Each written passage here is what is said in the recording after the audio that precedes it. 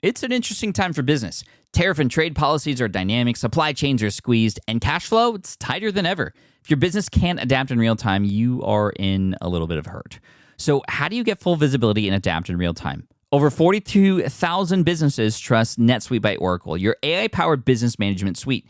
It brings accounting, financial management, inventory, and HR all under one roof. NetSuite is the #1 cloud ERP for a reason. It's your single source of truth, giving you the data and control you need to move quickly. Real-time forecasting helps you move into the future with confidence, and with AI built in, you can automate the busy work and focus on strategy. NetSuite helps you see what's stuck, what it's costing you, and how to pivot fast. If I were running a business with a lot of moving parts, I'd use NetSuite for full control over everything. Tame the chaos with NetSuite. If your revenues are at least in the 7 figures, download the free ebook, Navigating Global Trade, 3 Insights for Leaders at netsuite.com/SPI. That's netsuite.com/SPI. Congrats, your business is doing great. All your hard work is paying off, but you need help like now, and you have to hire fast. How can you hire amazing candidates quickly? Easy, just use Indeed. When it comes to hiring, Indeed is all you need. Stop struggling to get your job post seen on other job sites. Indeed sponsored jobs help you stand out and hire fast. And with sponsored jobs, your posts jump to the top of the page for your relevant candidates so you can reach people you want faster. And it makes a huge difference. According to Indeed data, sponsored jobs posted directly on Indeed have 45% more applications than non-sponsored jobs. One of the things I love most about Indeed is that it has one of the largest databases of job seekers, giving employers access to a wide range of candidates. And with job alerts, I get notified when new candidates apply. And with Indeed sponsored jobs, there's no monthly subscriptions, no long-term contracts, and you only pay for results. So how fast? Well, in the minute that I've been talking to you, 23 hires were made on Indeed, according to Indeed data worldwide. There's no need to wait any longer. Speed up your hiring right now with Indeed. And listeners of this show will get a $75 sponsored job credit to get your jobs more visibility at Indeed.com/smartpassive. Just go to Indeed.com/smartpassive right now and support a show by saying you heard about Indeed on this podcast. Indeed.com/smartpassive. Terms and conditions apply. Hiring, Indeed, is all you need. You spent months building towards launch day, but when the clock hits 0, your site crashes. Bots swarm, and loyal fans rage on Reddit. That's not good. Fanfare was built to stop that. Fanfare is the drop platform made for high-pressure moments, stampede-proof infrastructure, verified waitlists, and bot filters that actually work. Instead of refunds and rage, you get retention and revenue. And that sounds great to me. Your next launch shouldn't be a gamble. Get Fanfare's 5-step hype drop playbook and learn how to bulletproof your drop at fanfare.io/playbook. Again, that's fanfare.io/playbook. This is a Smart Passive Income Podcast with Pat Flynn, session number 51. Timmy. Welcome to the Smart Passive Income Podcast, where it's all about working hard now so you can sit back and reap the benefits later. And now your host, who had a crush on Kelly Kapowski on Saved by the Bell, Pat Flynn. While DIY website tools are everywhere, most fall short on design and performance. Hit publish. Framer ships your site worldwide in seconds.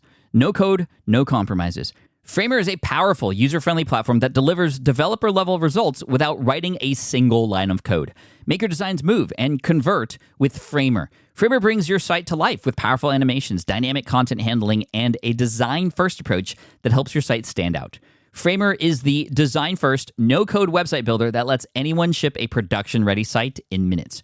Browse hundreds of pixel-perfect templates or even design something of your own on a totally blank canvas. Add bold animations like appear effects, text effects, scroll and looping animations, and much more in seconds. And it's free to start. The built-in AI handles the heavy lifting of generating starter layouts and can even translate your entire site to any language. On the back end, you'll get responsive breakpoints, built-in hosting, a flexible CMS, and privacy-friendly analytics. Ready to build a site that looks hand-coded without hiring a developer? Launch your site for free at Framer.com and use code SPI to get your first month of pro on the house. That's Framer.com, promo code SPI. Framer.com, promo code SPI. Rules and restrictions may apply. Hiring shouldn't be a hassle or a drain on your budget. Upwork is your one-stop shop to find, hire, and pay top freelance talent, saving you time and keeping costs in check all in one place. Companies at every stage turn to Upwork to get things done and find more flexibility in the way that they staff key projects and initiatives by assessing a global marketplace filled with top talent in IT, web development, AI, design, administration support, marketing, and more. And I've personally used them myself and can vouch for them. Posting a job on Upwork is easy. With no cost to join, you can register, browse freelancer profiles, get help drafting a job post, or even book a consultation. From there, you connect with freelancers that get you and can easily hire them to take your business to the next level. Upwork makes the entire process easier, simpler, and more affordable with industry-low fees. Post a job today and hire tomorrow with Upwork. Visit Upwork.com right now and post your job for free. That is Upwork.com to post your job for free and connect with top talent ready to help your business grow. That's UPWORK.com, Upwork.com. Go there now. Hey, what's up? This is Pat Flynn, and welcome to the 51st session of the Smart Passive Income Podcast. And wow, today's session, I mean, just the fact that I have this guest on my show blows my mind. I mean, I have the honor of having this guest who many of you probably already know. He's the author of the New York Times bestselling book, The 4-Hour Workweek, a book that actually helped shape how I built my first online business back in 2008. And without that book, The 4-Hour Workweek, I know I wouldn't be where I'm at today. And this podcast and my blog wouldn't be around either. He's also the author of The 4-Hour Body, and then most recently, The 4-Hour Chef. I mean, he's making headlines with it. We have none other than Mr. Tim Ferriss on the Smart Passive Income Podcast today. I'm super stoked about that. I mean, I can't believe this is happening. And the cool thing is his people reached out to me, which I'm really stoked about. And of course, I'm more than happy to welcome him on the show and just pick his brain for you here today. Now, I could have talked to him for hours, and I personally had a lot of questions to ask, and unfortunately didn't have enough time to ask them. But even more than that, I actually published a blog post just yesterday, actually one day before the interview, which happened today. If you're listening to this in the future, this is the end of November 2012. So just yesterday, I asked my readers on the blog to submit a question if they had one for Tim that I might be able to ask him during the interview. And I got nearly 400 questions, many of them, sort of similar, and I did my best to ask those questions, but many different questions too. And I know I said I was going to give away 3 copies of the 4-Hour Chef to those whose questions I asked on the during the interview, but I'm actually going to give away 7 total copies of the 4-Hour Chef. Some people I mentioned by name during the interview, and some I realized at the end that though they were actually questions that were inspired by people who had left comments on the blog. So I wish I could give books away to everyone, but of course Tim's team only sent me a limited amount of copies to give away. Either way, I hope you get the book, but wait until the end of the show to make that call. We're going to talk all about that book for you. So just wait till the end of the show to hear your name if you did leave a comment or a question on that blog post where you could win a free copy. I'm going to mention your name again at the end of the show just to make sure that all 7 of you are covered. And again, I wish I could give you copies. I wish I could give copies to everybody. Now, a couple quick notes before I switch to the recording that I did earlier today. Which is about an hour long. I mean, it's jam-packed, full of information. I mean, a ton of links, a ton of names that you should know, books that you should read, strategies, bullet points, stuff that you could write an entire book's worth of notes about. So as always, I have the show notes for you conveniently at smartpassiveincome.com/session51. Head to the blog, go there now, or go there after the show to get all the information you need. And if you want to buy the 4-Hour Chef and want to go through my affiliate link, which means I get a commission if you go through that specific link. And if you do that, of course, thank you so much in advance. That affiliate link is smartpassiveincome.com/4-hour chef. That's the number 4. So smartpassiveincome.com/4-hour chef. Or like I said, you could head over to the show notes, smartpassiveincome.com/session51 to get everything you need there. You know how it is. So there are so many more questions I wish I could have asked him, but here's what I pulled out from my brain and from all the questions on the blog post. Enjoy listening.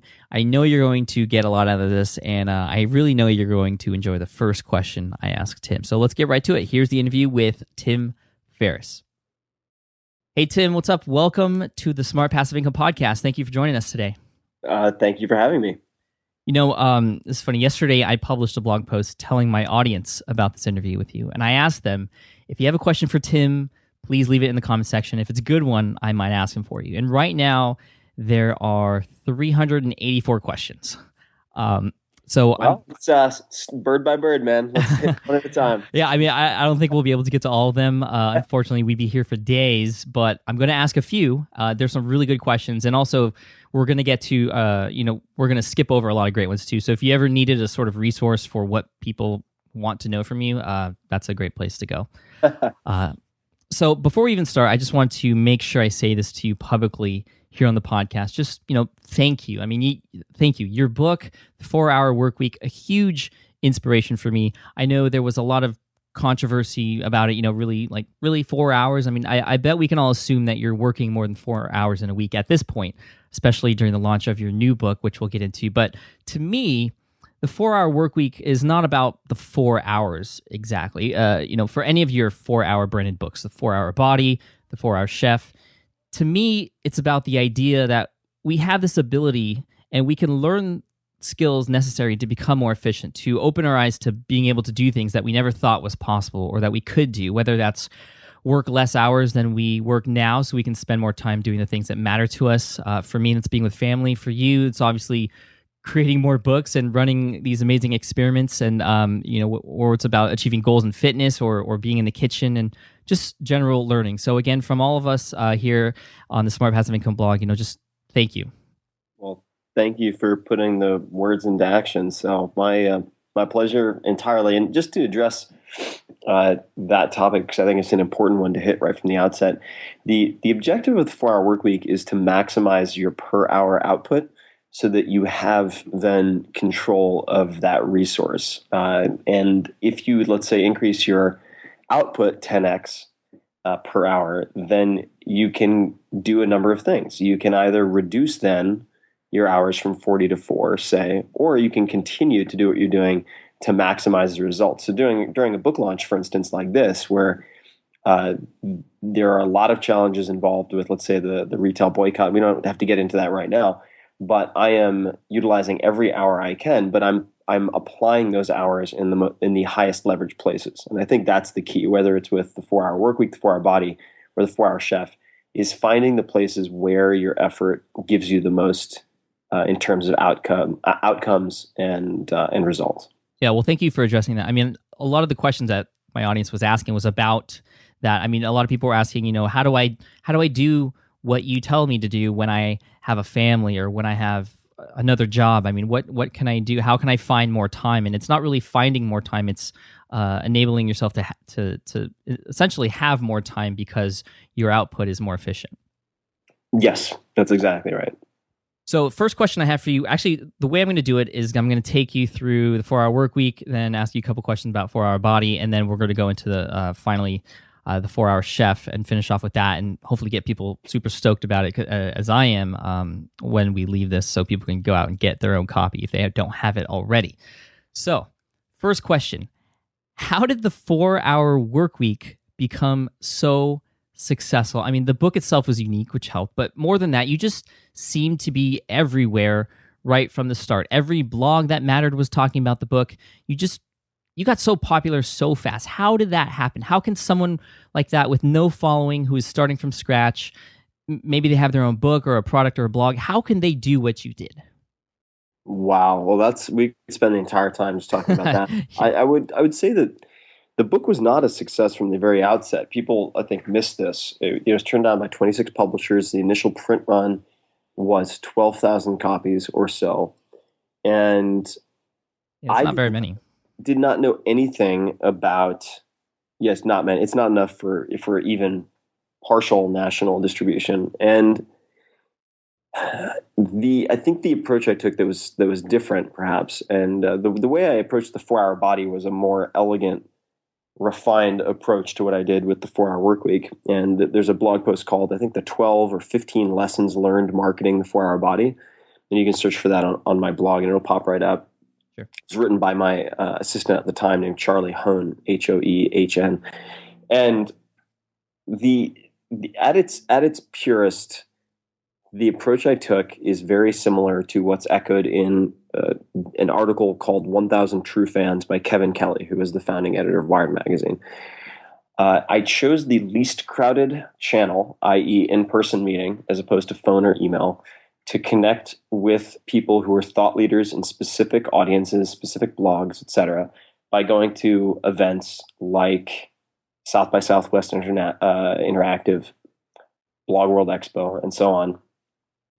And I never hard sold the book. What I mean by that is just shouting louder or trying to do a better job of selling in a very mechanized way is not the best way to find a fit for your content. If we're talking about content, my general approach was, because I knew no one, is I would sit in on a session, listen to panelists on topics that interested me, then approach the moderator of the panel and give them 10 seconds on who I was and ask them who they thought I might get along with, who was attending the event, whether as a speaker or an attendee. And then I would meet person after person, approaching things very similarly, and ask each person, is there anyone else you think I should meet while I'm here? And I asked a lot of questions. What I mean by that is, from the very outset, I wanted to understand what people were doing, what they were planning on doing, what they did outside of work. And then if they asked me, well, what are you up to? I would say, oh, I'm working on my first book. It's pretty nerve-wracking. I don't know what I'm doing, but I'm here to try to figure out digital because my publisher has their hand in everything else. And this is really the only thing that I can do myself. And I don't know the first thing. And I would pretty much stop there and then go back to asking them questions. And if they dug deeper, what is your book about? Or, oh, really? And they asked about certain aspects, I would answer it. And at the very end, if someone genuinely seemed interested, and if not, I never pushed it. If someone genuinely seemed interested, I would say, look, I have a bunch of advanced copies that I don't have places to send. If you'd like, I don't necessarily think you'd like the entire book, but I could use Post-it notes to pick the 20 pages I think you would really like and send it off to you if you'd like that. And if they said yes, great. If they said no, I've got too much going on, that was fine too. And what that ensured was a few things. Number one, not only did I identify, in many cases, single author blogs with audiences of 100,000 or more, in many cases, where the content was a perfect fit because they'd gone through these filters of just questioning back and forth. Secondly, I ensured that I was developing friendships and relationships with people I liked as people anyway, and who liked me as a person anyway, so that when I had the next launch, the 4-Hour Body, when I had the launch after that, the 4-Hour Chef, these are the same people I am still friends with starting in 2007. So it was relationship building as opposed to transactional. And those are a few of the things I would say. My approach was very much informed by a book called The 22 Immutable Laws of Marketing. And I would encourage people to look at The 22 Immutable Laws of Marketing, not the new one for the internet or anything like that. Get the original edition. And, with that, in the beginning, there is a fair amount of grunt work involved. And I talk about this in the 4-Hour Workweek. Whenever you're starting a new business or trying a new industry or testing a new type of marketing campaign, you have to throw a lot at the wall and see what sticks before you can do an 80-20 analysis. And so with the 4-Hour Workweek, I threw in everything, including the kitchen sink. Most of it didn't work. A handful of things did work. And then I applied those much more effectively and efficiently with the 4-Hour Body, which is why I think the article, Lessons Learned Marketing the 4-Hour Body is a good encapsulation. Awesome. Okay, for everyone listening, all those books and all the links that Tim just mentioned, they're going to be in the show notes, smartpassiveincome.com/session51. Now, there's a couple key points I want to point out there. And it's funny you mentioned how you did the grunt work and you went to these events like Blog World Expo and started just building relationships with people. And I really like how you use the word friendships because that's what you want to do. You don't want to build relationships just to build a relationship for your business. You actually want to build friendships because that's what people are going to remember you. They're going to do you favors. And that's where all this, I think, comes from. And I remember a story that two friends of mine, Jeremy and Jason from Internet Business Mastery, they told me a story about when they first met you, actually, which was Blog World Expo, I think 2007 or 2008, I think. And they're like, oh, this guy named Tim came up to us and he was talking about, he's just asking us questions and talking about his book. And, I didn't really think anything of it. But then other people started talking about him. So we got in contact with him. And that's how I learned about you was through them. So your strategy worked on me, and you didn't reach out to me directly, but it was someone who had influence on me that you reached out to. And I think really you never know exactly the returns on something like that. But like you said, the more you throw at the wall, the more is going to stick. And some people that you build a relationship with, it might not amount to anything. But the more people you build relationships with and actual friendships, it can't hurt. Yeah, no, it can't hurt. And a few other things I would say. Number one is that if you meet a really high profile blogger, and in many ways the tables have been flipped now that I have a blog that gets 1.2 million uniques a month. I get pitched all the time. All the time. And I would say my assistant gets a couple hundred email a day. 80+% are just pitches of some type. So I get to see the good, the bad, and the ugly.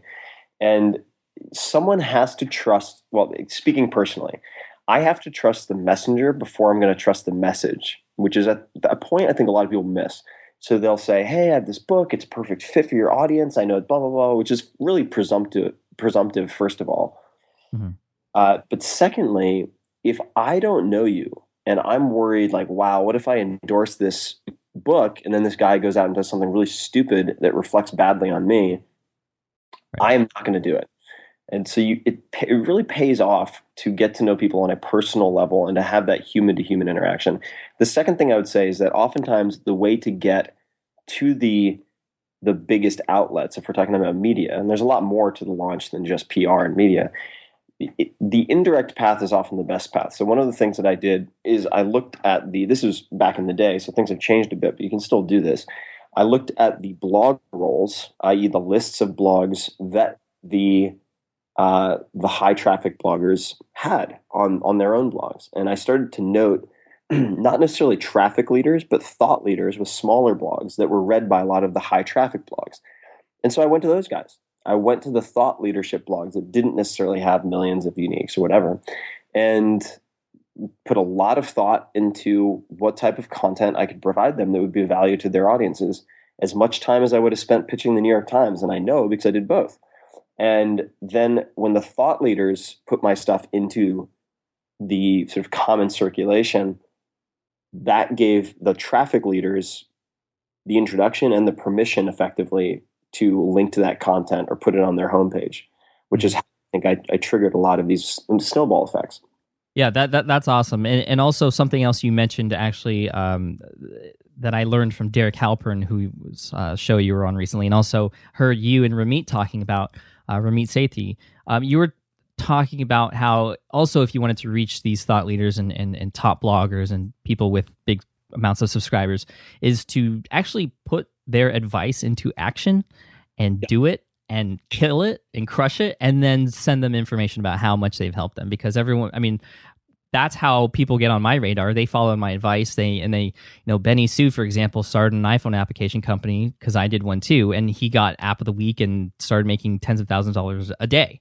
And that of course I'm going to share him. He took my advice. So, right. And if you can combine that with what you just said, so maybe I take your advice, but someone else that shares, hey, there's this guy named Pat that took your advice to him. You should check him out. That's going to be worth even doubly, I guess. Absolutely. And do your homework. It's what really, if you're trying to promote online, which I assume a lot of people will be, do not treat a blogger like an afterthought compared to traditional media. It's really irritating, and it's completely misplaced priorities in the sense that the Wall Street Journal, I believe, has a subscriber base of something like 2 million, 2.1 million or so. So if you have a blog that gets 2 million uniques, you should treat an email to that person as just as important as an email pitch or query to the editor-in-chief of whatever section or of the Wall Street Journal or a section head. Mm-hmm. And if you don't, and it's some type of spammy template, or it's a note that just says, this is perfect, here it is attached, thanks so much, I would really appreciate you running it at this time. Like, oh my, it's just like, you're not the only busy person in the world. So, have hat in hand. The sort of bull in a china shop bravado approach is not the best approach, which is perhaps funny to hear from me because some people think of me as like a very boisterous guy with a lot of swagger and stuff. But when I am talking to people about what I am up to, I do not hard sell. And if I make a pitch, I even close my emails with giving them an easy out. And I'll say, I really appreciate you reading this far. If you can't do it, I totally understand. But even a sentence or two in a response would mean the world to me. Thanks so much. Have a great week. I don't close with, thanks for your favorable response. It's so generic sounding. That totally aligns with kind of how I run my business and how a lot of the SPI readers and listeners know how I treat them. And I think really this all comes down to just building relationships with people, human interaction, and really just treating people with respect, really. Now, we've been talking about a lot of things. We've covered actually a lot of questions that I had already, so I'm going to skip around. The next question I have, which was asked by probably the most people out of the comments on the blog post I was talking about, is this. It's 2012 now, almost 2013. 4-Hour Workweek was written in 2007, second edition, December 2009. A lot of the principles, I'm sure, still apply. I mean, they do, obviously. But what things do you feel need to be updated in the book, and how would you address those updates today? Maybe one or two things. The principles all apply. And I think that it's important to realize that a doctor can prescribe medicine, but the patient has to take the medicine, number one. Number two, I don't have any desire to be a guru in the sense that, and I never use that word when describing myself, but some other media do, because a guru implies that people come to me for answers.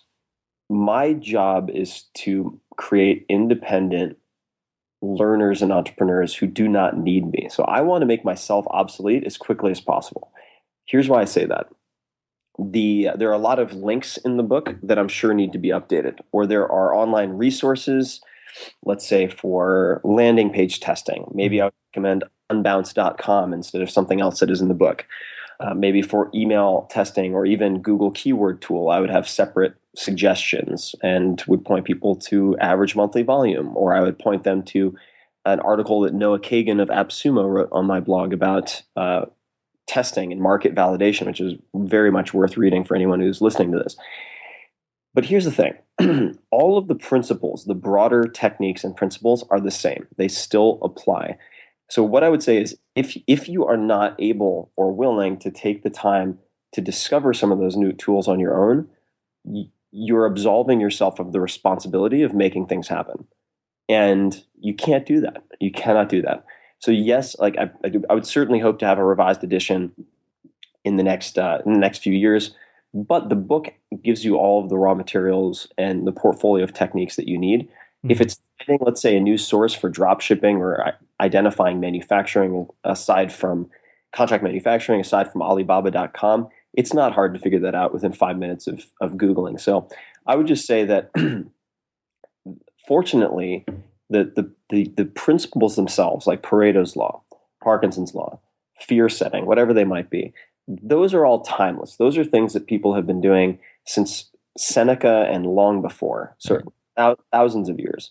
And I think that it is that philosophical operating system, choosing the distributed lifestyle design approach as opposed to the deferred life plan, for instance, that has the greater impact. And then the box of crayons, the set of tools du jour is going to continually change. So a book will never be fully up to date with any type of, let's say, online resources, but those are things that people can find themselves. Awesome. Thank you. Now let's move on to the 4-Hour Body, because I do want to make sure we have enough time to talk about the 4-Hour Chef. 4-Hour Body, your second book. Again, the second time you hit the New York Times bestseller list. Again, congratulations. Now this book's a little different. It's a fatty sort of choose your own adventure type book, which I thought was really interesting. But I really loved about it. And it's all about hacking your body. And you actually used yourself as a test vehicle. I mean, this is years of research on yourself. I mean, just a quick side question: were there any like side effects from all the tests that you've run on yourself? Well, I tested everything on myself, and some of the experiments that ended up producing safe, replicable results were the ones that I included and recommended. There were certainly things that didn't work out so well. For instance, nothing, no crazy permanent stuff, but I did try at one point to experiment with something called resveratrol, which is best known for extending lifespan in certain types of lab animals. And it can do so pretty dramatically. What I was very interested in was a set of studies that had been done to produce what they called super rat. And super rat had twice the endurance of the control rat. And they achieved that by using high dose resveratrol. So I decided to consume, I think it was 60 days of the bottle recommended dosage. So 60 days of resveratrol in about 2 hours. And Okay. and I did my research. Everything should have been fine. What was not fine is not on the label itself, but I found out later the product that I consumed was cut with something called Imodin, and Imodin is a laxative. So I basically Nice. Not so nice, actually. 60 days of resveratrol plus 60 days of laxative, and that was not a fun afternoon. So for 60 days, you had increased bowel movement. No, I'm just kidding. 60 days worth of I know, I'm just kidding. yeah, it was not recommended. But the point being, I do a lot of this crazy guinea pig stuff so that other people don't have to. And then I take what I can replicate, what other people are able to duplicate safely, and I share it. And I mean, it's been awesome to look at the results of the 4 Hour Body. And every time I have a book come out, I'm sure you've seen this. There are people who are like, that's a con. That guy's a scam. Yeah. And I'm like, wait, be patient. First of all, you don't have any evidence to even remotely have that accusation. But secondly, be patient, and I will let my readers prove you wrong. And so now it's like I can point to dozens of people who've lost, 170 pounds, gotten off of insulin, people who've run ultra marathons after 8 to 12 weeks of training, people who are, tripling. I actually found out last week that a guy started powerlifting after the 4 Hour Body. So it cannot be longer than like 2 years ago. Mm-hmm. Recently became a world champion in powerlifting. Wow. That's sick. Reading the 4 Hour Body. So I like letting my readers prove the critics wrong, which is I think the most gratifying, fun way to do it. Yeah, I mean, I was going to ask you later in the interview, what excites you about what you do, and I have a feeling that that's what it is. It's just being able to see the results from everything that you've learned and put into paper. That's it, man. I what gets me excited is spending a lot of blood, sweat, and tears figuring something out, and then teaching people to be better than I am at it. Does that make sense? Yeah, no, absolutely. Like people think that I can learn things quickly, and I can because of this, the method that I use, which is what is the focus of the 4 Hour Chef. But whatever I learn, I can teach someone else to be better at. And that's what gets me super excited, is the only reason I keep doing this book stuff, because let's face it, books are a pain in the ass to write. They're really, really, I find them very, very hard, particularly because I pick these enormous chooser events.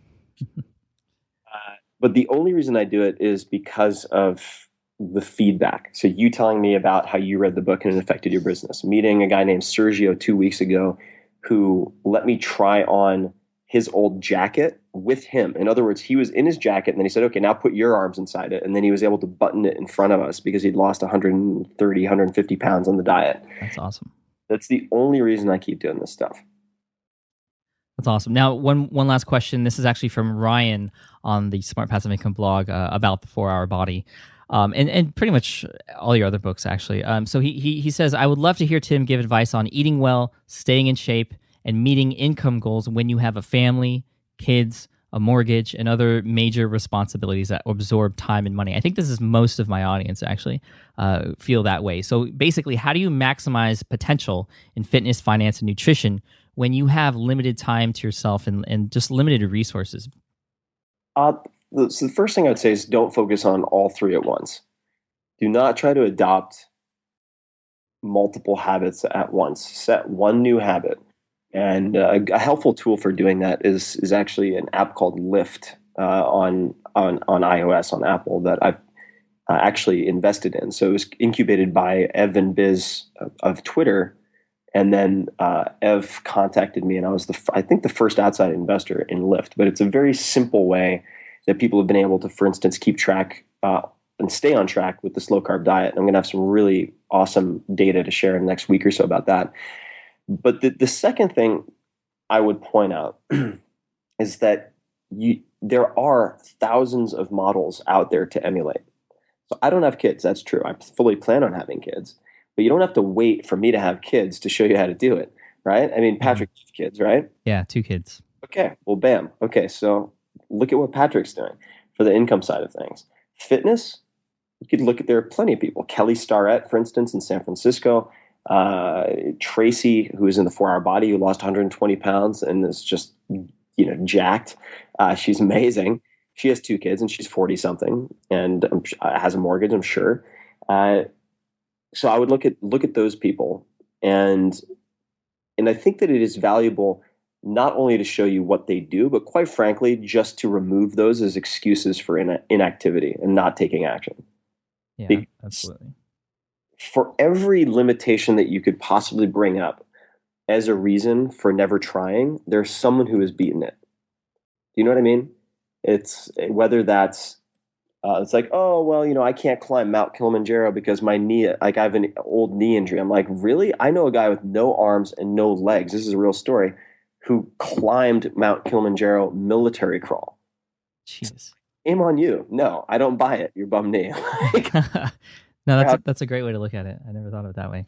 But that's what I tend to do. Like whenever I'm getting pessimistic, and it happens to everyone, but whenever I'm like, I wish I could do this, but I can't because of fill in the blank, I ask myself, like, all right, well, who has done this with far more handicaps than me, with far more problems than I? And there are always examples, but as certainly like family, mortgage, handling all of that, there are a lot of very accomplished people, certainly more accomplished and more effective than I am, to emulate. So I would just say, look for models. Yeah, absolutely. I think that's really important. That's a great response. Thank you. So now let's get into the 4 Hour Chef, the simple path to cooking like a pro, learning anything, and living the good life. So I want to hear from you, Tim. Like, give us your pitch. We're in the elevator together. I say, hey, what do you got working on? What are you working on? Oh, the 4 Hour Chef. What's that about? Kind of give us Sure. Why are we interested in it? So the 4 Hour Chef is the cookbook for people who don't buy cookbooks. Much like Zen and the Art of Motorcycle Maintenance, which is not really about motorcycles. This book is a guide to all things related to accelerated learning, disguised as a cookbook for food. And the stories are told through my adventures and misadventures in the world of food. And I chose cooking because it was a skill that I had failed multiple times before. I had quit many times before. And I wanted to show my readers from start to finish how I tackle a complex skill. And I also wanted to share with them that process, which is meta learning, and illustrate with 1,000+ photographs and diagrams and everything that it's the same exact process I applied to learning foreign languages, the same process I applied to go from nothing to world championships in tango in 5.5 months, the same process I've applied to Japanese horseback archery. It's all the same. So there is the grandest recipe of all, which is this process of meta learning. Mm-hmm. And I think that of all of the things you could do in your life, the highest leverage thing is to increase your learning ability. And that's true for you. It's true for your family. So what I've said to people is, number one, if I had the resources and access to people that I do now, if I had it in 2007, I would have written the 4 Hour Chef first, before the 4 Hour Workweek, before the 4 Hour Body. And secondly, that it completes this trilogy in a sense. And that is all of the principles in the 4 Hour Chef, almost all of them people have seen in the other 2 books, like the 80-20 principle, for instance. But I'm a huge Ben Franklin fan, and I've always aspired to master his trinity, which was healthy, wealthy, and wise. So for me, healthy was the 4 Hour Body, wealthy was the 4 Hour Workweek, and then wise is the 4 Hour Chef. So I think the 3 go together really well. But in many ways, I think this is my most important book, and thankfully, even some of my most cynical friends think it's my best book. So I'm happy about that, because it was a pain in the ass to put together. Nice. Well, congratulations on getting out. Again, it's another one of those choose your own adventure type books, super colorful photos. And I'm definitely looking forward to getting my copy very soon. Now, there was a quote that you had actually in the 4 Hour Workweek that says, it is far more lucrative and fun to leverage your strengths instead of attempting to fix all the chinks in your armor. I love that quote. The 80-20 rule. Mm-hmm. But then here you are cooking, and you failed at it many times. Why cooking? Is it because of the health benefits and things like that, or is it because we all need to eat? How does it differ from, or is it not even considered a chink in your armor? It's just something that you should have a skill for. Well, I wanted to figure out why I'd failed at it. And I think that helps everyone to figure out why they've failed at other things, whether that's trying to learn the guitar, whether that's trying to learn a foreign language, whether that's trying to lose weight. I wanted to figure out why I'd failed at cooking. And there are some really clear reasons. I mean, I was trying to adopt 4 or 5 habits at once, i.e., grocery shopping, prepping, cooking, cleanup, as opposed to one at a time. So when most people try to learn how to cook, they've never done all of those things to start with, and now they're trying to incorporate 4 or 5 at a time. So it's like, how can you eliminate cleanup? How can you eliminate grocery shopping? There are some pretty interesting ways to do that, very non-obvious ways. And then you can just focus on the cooking, and voila, like boom, problem solved. And now, in 2 weeks, you're making stuff that could be served in a restaurant, which is pretty wild. It took me a long time to figure that out. The second thing is, even if you hate cooking and never make a single dish in the book, what this book will do is it'll take your sensory experience of food from black and white to HD in a million colors. Nice. That will change your life. I guarantee every single person listening to this. My experience of food now, it's literally like tiny black and white TV to IMAX. I mean, every meal that I have, because my ability to pull out smells and flavors and sensations and whatnot is so much higher. It's kind of like Spidey sense compared to what I had before. And you're going to eat, ostensibly, unless you have some superpower. People are going to eat until the day they die, probably 3 times a day. So you might as well spend a week playing around with things so that you can improve your experience that dramatically. And there are all sorts of other reasons. Like if you want a mating advantage, whether it's keeping your life partner happy or happier, or actually catching and keeping the one, or just if you're looking to have more fun, like cooking is the mating advantage. There are so many reasons why, even if you hate cooking, it's worth taking a look at. And before I started this book, I mean, I'm not kidding. I had the video that was for a while most popular related to me and cooking was me microwaving liquid egg whites in plastic containers. And the extent of my house was like mustard and white wine in the fridge and olive oil in the freezer. I mean, it was I've watched that video. Yeah, I was really starting from ground zero. We'll see. But it's been fun to watch the feedback on Twitter and Facebook where people are making on their first try, the best dish they've ever made in their lives. Which, yeah, I mean, I was following your Facebook for a while, and some people were saying, I've had the best scrambled eggs I've ever had in my life, thanks to you, and things like that. I was like, man, well, who's not going to pick up the book after reading something like that? Yeah, and it's so easy. I mean, when you get to the highest levels, when you're talking to the best chefs in the world, they don't try to complicate it for you. And that's what I realized, is that when you're talking to a lot of people who are kind of good or really want to prevent you from being part of their world because they want to be some like weird high priest of the blogosphere or whatever, they complicate things. But when you talk to like the Michael Jordans of cooking, like Grant Achatz at Alinea in Chicago, where I spent 2 or 3 days, which was the #1 ranked restaurant in the U.S. While I was writing the book, or Marco Canora of Hearth in New York City, or you name it. I mean, Joshua Skeens of Saison in San Francisco. They are happy to give you simple techniques that will make you one of the best home cooks in the city. I mean, it does not have to be complicated at all. Yeah, that's all. Again, like I said, I'm really looking forward to this book. I am actually the chef in my house too, and Cool. I love to cook. And I want to master it as much as possible, just to kind of expand my arsenal at home and keep the taste buds happy. Yeah, and I would also say one other thing, which is I have actually started to look at cooking because, let's face it, like if you make decent income, you can eat out. And my feeling for the longest time was, well, why the hell would I cook at home when I've worked this hard to get the money so that I can just eat out? I can avoid it altogether. It's just inconvenient to cook. And then I realized, and this is borrowed from a writer named Anne Lamott, who wrote this book, Bird by Bird, which is one of my favorites.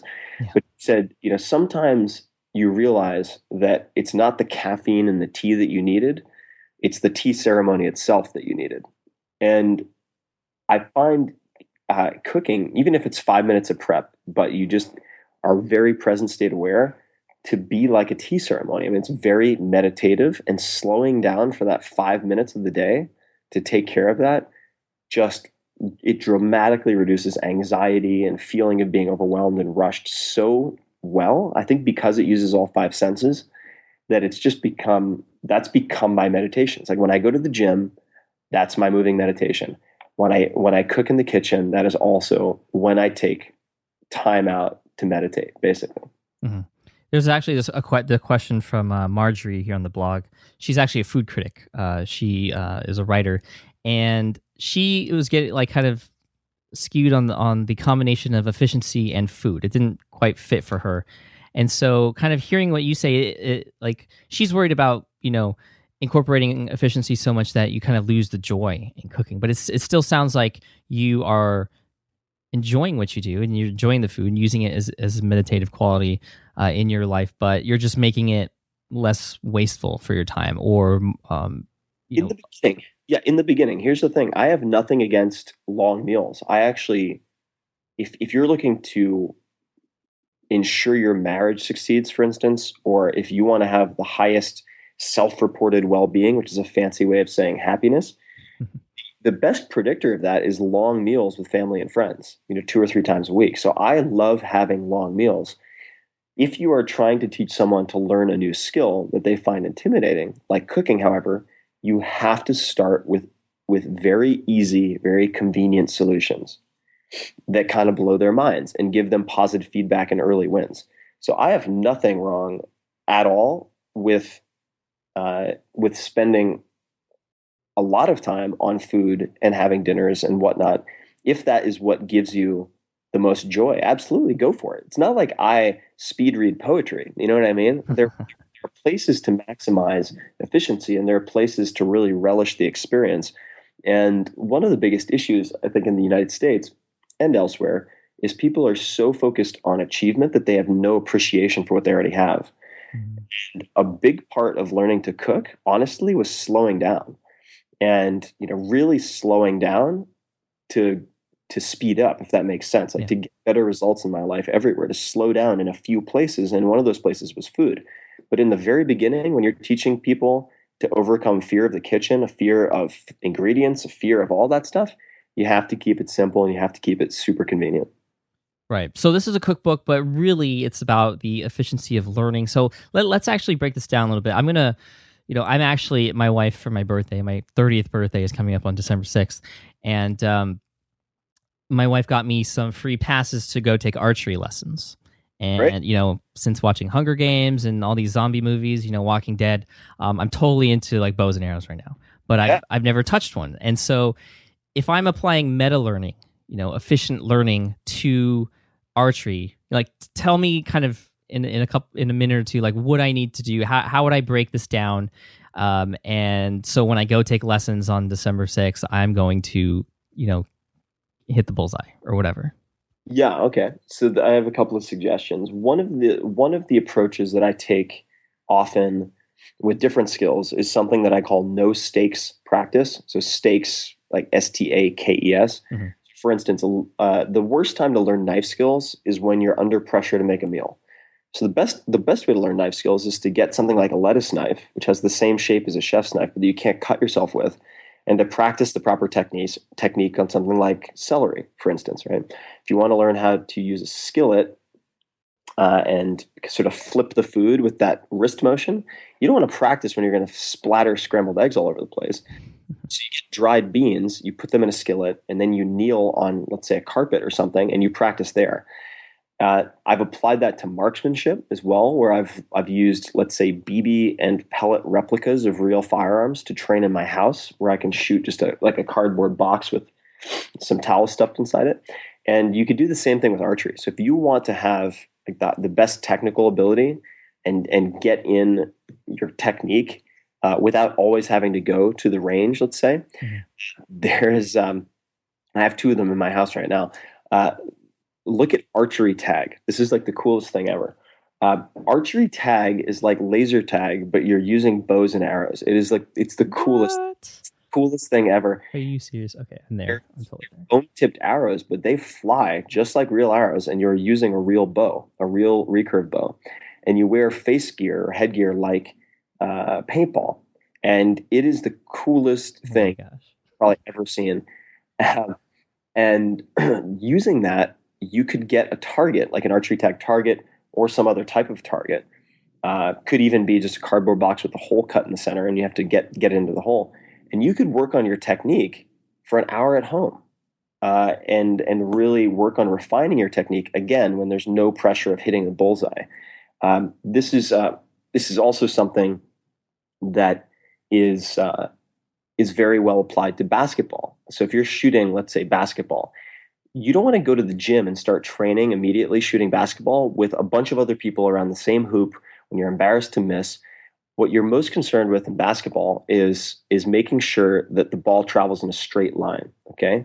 So you could just practice shooting at a line on the wall in the gym until you have that straight line shot. It's not deviating left and right.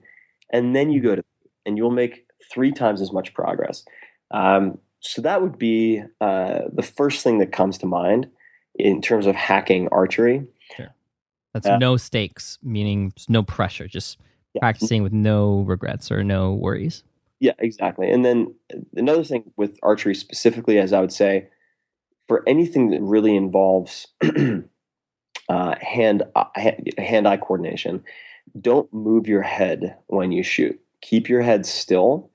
You'll usually be knocking it with, let's say, 3 fingers and pulling it back to the corner of your mouth. Mm-hmm. Do not take the follow-through very seriously and remain still until like a second after the arrow hits its target. But I'm excited for you, man. Archery is so rad. It's one of the coolest. Dude, we'll have to do archery tag someday. Yeah, it's the coolest.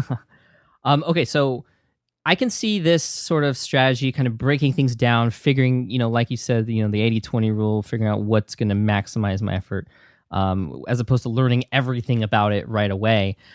How would I or somebody apply this to, say, marketing, for example, something that doesn't have sort of a, it's not like language or fencing or, tango dancing or anything like that. Like, can this be applied to something kind of a little bit more abstract like that? Yeah, there's no difference, actually. The problem with when people say marketing, that's a lot like saying, I want to be happy, or even worse, I want to be successful. Okay, well, what the hell does that mean? We have to get very specific. And so you can actually combine the DEAL of the 4-hour work week, the definition, elimination, automation, etc. Mm-hmm. You can combine that with the meta learning. So first we have to talk about, and this is the process of deconstruction, which is the first step in meta learning, is what exactly are we talking about? Like, let's break this down into specifics. So if we're talking about marketing, what do we mean? And so to me, for instance, marketing means knowing precisely who your 1,000 ideal customers are, their behaviors, their age, their gender, their location, their hobbies, other media outlets that they might read, so specifically that you can then design an ideal product for them. To me, that is marketing. Now, there are other types of paid acquisition, paid advertising, public relations, media, etc. But I would say once we get specific, then you can absolutely break it down. And so many of the approaches to language, say, would apply. If you're talking about finding the anomalies, so a big part of meta learning is finding people who are uncommonly good at something and trying to model them. And Michelle Thomas, for language, is an example. Michel Thomas, who was a Holocaust survivor and then an intelligence officer. Another person would be Daniel Tammet, who learned Icelandic well enough in 7 days to be interviewed. So you have to ask yourself, like, all right, who out there is really good at marketing, who seems to use the minimal effective dose, right? Mm-hmm. Could be looking at someone like me, for instance. I mean, I post blog posts traditionally like once every 2 to 4 weeks. very, very infrequent. And I have a blog post called, how to build a high traffic blog without killing yourself. It could be someone who is a copywriter, for instance, and has built sort of a domain that way. If we're talking about copywriting as a one-to-many tool for acquiring customers. So I think it absolutely can be applied. And the teachers don't have to be in person. I mean, if you talk to a lot of the best direct response marketers out there, they'll talk about Claude Hopkins, the scientific advertising, public domain. You can get it for free. They'll talk about Ogilvy on advertising. They'll talk about Caples for copywriting.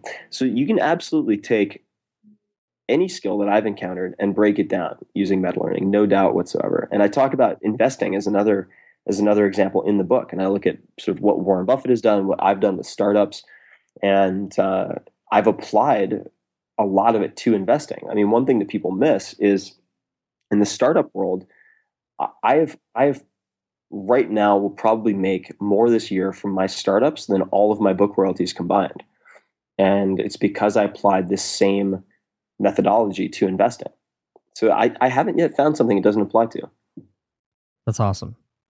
This is good stuff. Now, of course, I don't want to touch on this too much because I know you've talked about it so much already, and people can pretty much get the same information elsewhere about, this book is available just through Amazon. You can't go to Barnes and Noble to get it. You can't go to independent bookstores to get it.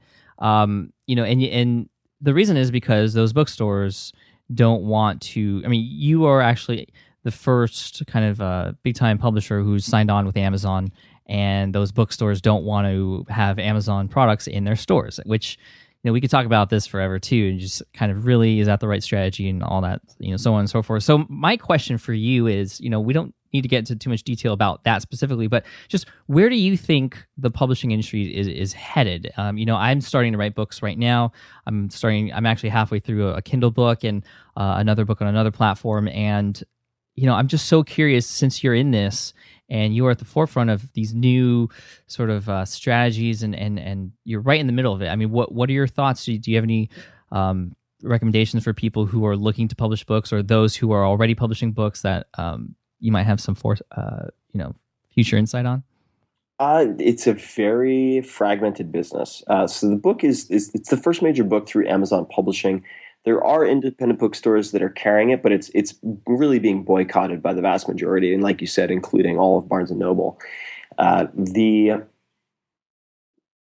are a few bits of advice that I would give, and I'll give a couple of resources first. So first, I had a very long conversation with Ramit Sethi about self-publishing versus traditional publishing, and I think a lot of it still applies. And so you could search both of our names in self-publishing, and it'll pop up. The second is understanding the general traditional book publishing process. I think is a valuable investment of time. Just so you understand what has been done for probably several hundred years now. Right. There's an Author 101 series written by Rick Frischman, Frishman, which is really worth looking at. And the best-selling book, Publicity and PR, I think is one of them in the series, is also very worth checking out just for the PR approach that he advocates, which I found very, very helpful in some respects. I do think that, of course, things are trending towards digital, at least if we're talking about certain demographics in the U.S. and certainly at the coasts for the most part. But if you want the credibility of being a New York Times bestselling author, then your odds are dramatically improved if you go through the traditional process and traditional distribution, because the New York Times rewards a variety of reporting sources, predominantly at print retail. Mm-hmm. All right. So the boycott, for instance, this time around with Barnes and Noble could really hurt me there. You knew that was going to happen, right? Yeah. If you want to make as much money as possible on the front end, which I don't necessarily advocate, but if that is your goal, then you could go through self-publishing, but it will be incumbent upon you to spread the word, do all the marketing, and acquire those customers, which can be very expensive. I mean, think of it as selling a product. It is not necessarily inexpensive to do that. Right. your profits will get eaten pretty quickly. And that's, if you look at, I think her name is Amanda Hawking or Hawkins, who sold several million books self-published and then signed with a traditional publisher precisely for that business. For that reason, she did not want to run a business. I think we are headed to a time when the internet is going to be like cable television in more ways than one, where we'll have, instead of one Oprah, 500 Oprahs in 500 verticals. And that opens up a lot of opportunity. What that also brings along is a lot of noise. And people, I think, talk about how great it is that anyone can self-publish on Amazon, and I do think that's a good thing. But the side effect of that is that you are competing now against anyone who can self-publish, and also anyone who can promote something that is self-published or traditionally published, and that just creates a lot of noise. So the importance of marketing, as I've defined it, promotion, micro-serialization, i.e., getting your content excerpted in the right places, is going to become increasingly important. And I think for fiction can rely more on the product itself for viral spread. And in many cases, it has to. Nonfiction, you can use marketing to hit the bestseller list potentially for a week. You need really, really good content to stick around. And so it would be remiss of me not to say your writing has to be good. And what that means is you have a consistent voice. You don't need to be Shakespeare to write well. Consistent voice, and read some books on the craft, like On Writing Well is a great book. Bird by Bird for the psychological process of writing a book is fantastic. Yeah, I have to reiterate that one. That one got me through a lot of writer's block. Yeah, you need it. And Stephen King's book on writing, excellent. Even if you're a nonfiction writer, I think it's letters to a fiction writer are also very, very helpful for getting through those tough periods. And yeah, that's about all I have to say about that right now. But thank you, Tim. Well, a bit more clarity. Yeah, no, that really helps, and it helps me as a future publisher as well, because I've had that debate in my head too, and I'm just curious. So thank you. If possible, would you be able to answer this question? What's your next 4-hour book going to be about, if you have one? I don't think I'm going to have another 4-hour book. I view this as the trilogy. I view this as kind of the final installment in the trilogy. I might change my mind about that, but for the time being, I've been kind of the 4-hour guy since 2007, and I'm ready for something new. It doesn't mean I won't use all of the principles in the books. I'm sure I will, but I think the 4-hour moniker for me has kind of run its course, and I'm very happy with it. Extremely proud of this last book. I think even more so potentially than the others, but ready to disappear for a while and go off the grid for a bit, retirement for a little bit, and then come back and try something different. Yeah, well, I know I'm looking forward to whatever you have next, and you deserve your mini retirement, like you say, in the 4-hour work week. And thank you again for all the work that you've done. I really look forward to diving into the 4-Hour Chef, and I'll maybe send you some pictures of stuff that I've cooked up, archery or whatever. And if you have any final words of advice to the Smart Passive Income audience to help us all achieve our goals in business and in life, one piece of advice that you've learned from all your experience in business, entrepreneurship, startups, anything, we would love to hear it. I would just say, I have my copy of Letters from a Stoic next to me right now, which I've had for many years. Remember that life is short, and life can end very unexpectedly, and that's not a depressing thing. It's a very practical thing to keep in mind. And I'm 35 now. I've had a number of very good friends pass away from disease or accidents, and you are not guaranteed to plan in, let's say, a deferred lifespan plan type of fashion and get what you want in the end. So really seize the day to take those things you've postponed, whether that's a trip with the family or learning the guitar and sharing that with your family, whatever. Take these things that you've put on the shelf and dust them off and really tackle them. And I've talked about this before, but it's sometimes the most unrealistic things that are the easiest to attain because no one's trying to do them, or very few people are ever aiming for them. The world's so busy aiming for base hits that it's oftentimes easier to really go for the home run. And be aggressive about it. And there are tools that can help you, whether it's in my books or elsewhere. And I would just say, remember that life is short and make the most of it. Right. And to kind of play along that, I'm going to finish up with a quote from 4 Hour Workweek. What we fear doing most is usually what we most need to do. Exactly right. All right. Thanks, Tim. Appreciate it. And we'll talk again soon. All right. Thanks, Patrick. Thanks. Bye. As I said before, there are so many more questions I would have loved to ask Tim, but we reached an hour pretty quickly, and I didn't want to take too much of his time. He's obviously a busy man. If you really want to see how much Tim is doing for the promotion of his book, I'll put a link to a post he published on his blog that just shows exactly what blogs he's done interviews for, what shows he's been on, and websites he's done articles for. It's crazy. As one of my readers said, he basically carpet bombed the internet with his marketing strategy. So yes, he's putting in more than 4 hours of work per week, but he's doing exactly what he needs to do to get the word out there, and it's working. We'll see where he ends up on the bestseller list, if at all, but it's all about putting in the work now so you can reap the benefits later, and that's exactly what he's doing.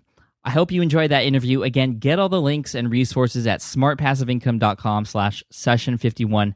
Thank you all for sending in your questions, and congratulations to Ryan, Naomi, JP, Marjorie, Neil, Liz, and Greg for winning copies of the 4 Hour Chef. If you haven't heard from me, if you're a winner and you haven't heard from me yet, you will get an email from me very soon. And some of the questions I asked, I was going to ask anyway. So, yeah, there you go. Thank you all for your support. I'll see you in session 52. Stay safe, stay warm, and stay productive. Thank you all. Talk to you soon. Bye. Thanks for listening to the Smart Passive Income Podcast at www.smartpassiveincome.com.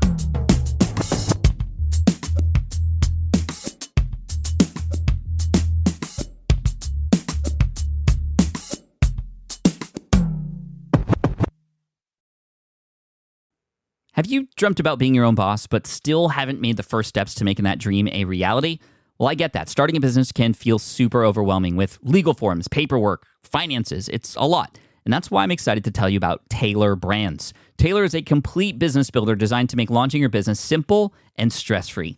You can register your LLC in just minutes, keeping your personal assets and the business assets separate from day one.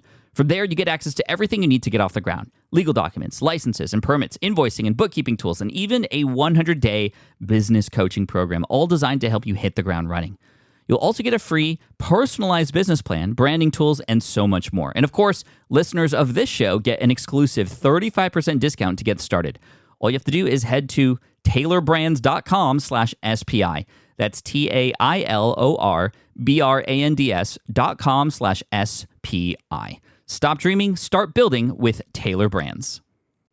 Hey there, quick pause here because I have to tell you about a tool that completely transforms the podcasting workflow, Riverside. I get it. I used to juggle multiple platforms just to record one podcast episode. It was exhausting. Zoom for recording, Audacity for editing, and then a bunch of different apps just to create clips and social posts. I've tried other ones as well. They were okay, but they were clunky and super time-consuming. That's where Riverside has massively helped. I can do it all in one place, recording, editing, repurposing, one platform, one streamlined flow. I just log in, record with my guests no matter where they are in the world, and just like that, studio-quality audio and high-resolution video all in one. And get this, even if your Wi-Fi glitches, Riverside records locally on your device so everything sounds and looks crystal clear. But here's my favorite feature, Riverside's AI editing tool. You can remove silences and filler words with just one click, hours saved. With Magic Clips, Riverside also automatically finds the best moments and turns them into ready-to-post videos for YouTube Shorts, TikTok, Instagram, all without the extra editing. So if you're looking to level up your production quality and simplify your workflow, go to smartpassiveincome.com/Riverside and use code SMART to get 1 month free on the Pro plan. That's smartpassiveincome.com/Riverside, promo code SMART. It's built by creators for creators, and I think you're going to love it.